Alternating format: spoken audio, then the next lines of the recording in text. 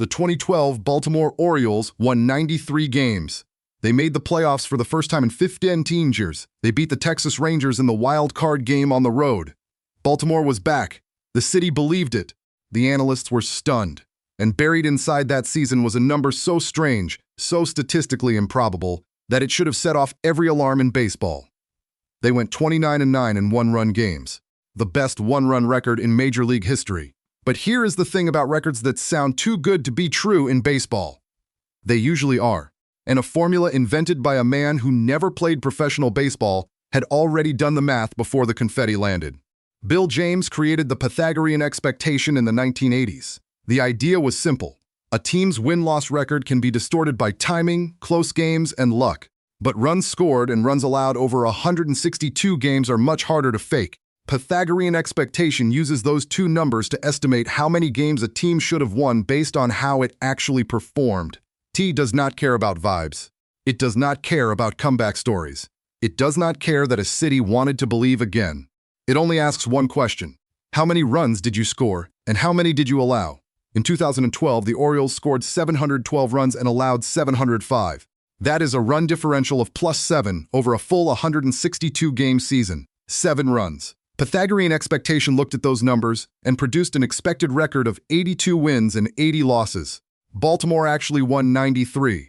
That is an 11-game gap. One of the largest discrepancies between actual record and Pythagorean expectation in the modern era of baseball. So how does a team win 93 games when their underlying run numbers say they should win 82? They go 29-9 in one-run games. That is how. And you need to understand what that number actually means before we go any further. If you want baseball stories where the standings hide what was actually happening underneath, subscribe now. This channel is built for that. In most seasons, teams are basically average in one-run games. Some finish a few games above .500. Some finish a few below it. The 2012 Orioles went 29-9. Not good. Not unusually good. Historically abnormal. By August, analysts across baseball were openly predicting that Baltimore was about to collapse. Their run differential predicted it. Pythagorean expectation predicted it. Nearly every projection system in the sport expected the Orioles to fall back toward reality before the season ended. The correction never came in 2012.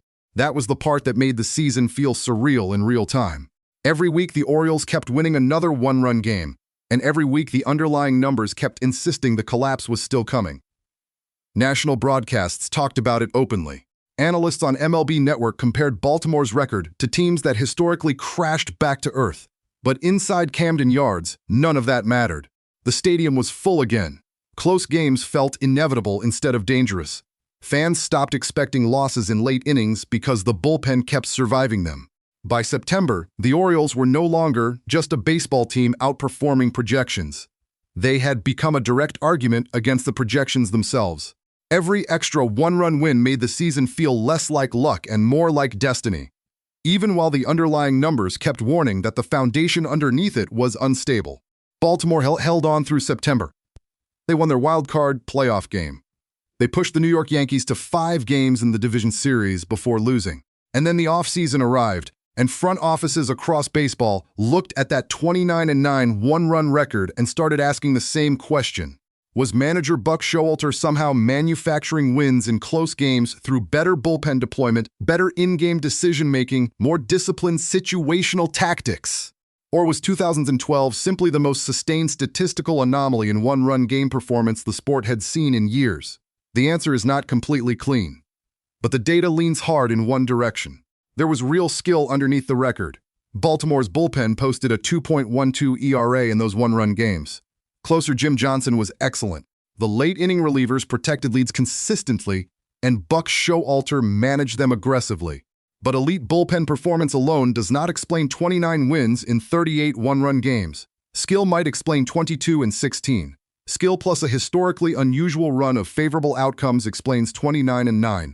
And performances built on that level of variance do not repeat forever. They regress. In 2013, Baltimore went 20-31 in one-run games. And the emotional difference between those two seasons was immediate. In 2012, every late inning felt like momentum. In 2013, the exact same types of games suddenly felt fragile. Ground balls found holes. Fly balls stopped dying at the warning track. Bullpen escapes turned into blown leads. Nothing about the roster had changed enough to explain that emotional swing on its own. What changed was the direction of the variance. The outcomes that kept breaking perfectly for Baltimore in 2012 finally started behaving like normal baseball again. The same roster, the same manager, the same bullpen philosophy. The record did not just dip back toward normal. It crashed through normal and landed on the other side. Total wins dropped from 93 to 85. The team missed the playoffs entirely. And Pythagorean expectation for 2013 told a very different story than the year before. Baltimore scored 745 runs and allowed 709. Their expected win total based on those numbers was approximately 83. They finished at 85. The model and the actual record nearly matched perfectly. There was no statistical miracle in 2013. There were just runs scored and runs allowed and the math that follows directly from those two numbers. The formula worked exactly as designed. It had been right about 2012 all along. Here is what the 2012 Orioles actually revealed about baseball. One-run records do not behave like normal team strengths. They swing wildly from season to season because they are heavily influenced by timing, sequencing, and outcomes teams cannot fully control. The Orioles had a legitimate bullpen. They had real power in the lineup. Players on that roster later described the season as one where confidence kept compounding on itself. Winning enough close games changes how teams behave late in games. Hitters relax. Relievers attack the strike zone more aggressively. Managers trust decisions they might hesitate on otherwise. Confidence is real in baseball. The problem is that confidence alone cannot sustain statistical outliers forever. They were not fake.